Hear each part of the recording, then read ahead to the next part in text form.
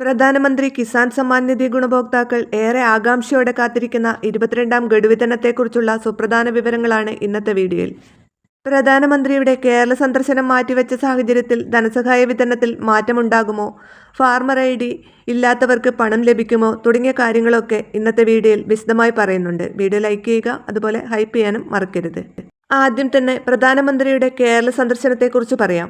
March 11-ാം തീയതിയിലേക്ക് സന്ദർശനം മാറ്റിയിട്ടുണ്ടെങ്കിലും PM Kisan വിതരണം ഇതിനെ മാത്രം ആശ്രയിച്ചല്ല നടക്കുന്നത്. സാധാരണയായി രാജ്യവ്യാപകമായ ഒരു പരിപാടിയിലൂടെയാണ് പ്രധാനമന്ത്രി പണം റിലീസ് ചെയ്യുന്നത്.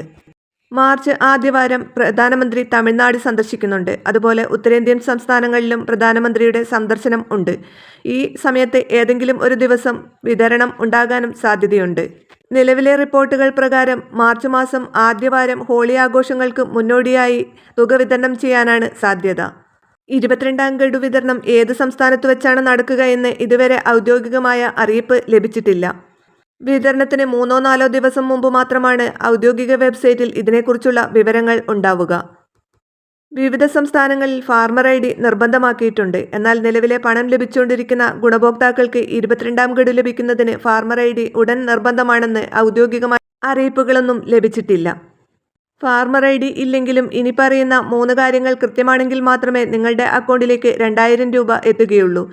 KYC പൂർത്തിയായിരിക്കണം, അതുപോലെ ആധാർ ബാങ്ക് അക്കൗണ്ടുമായി ബന്ധിപ്പിച്ചിരിക്കണം, അതുപോലെ തന്നെ ലാൻഡ് സീഡിംഗ് yes എന്ന് തന്നെ കാണിച്ചിരിക്കണം.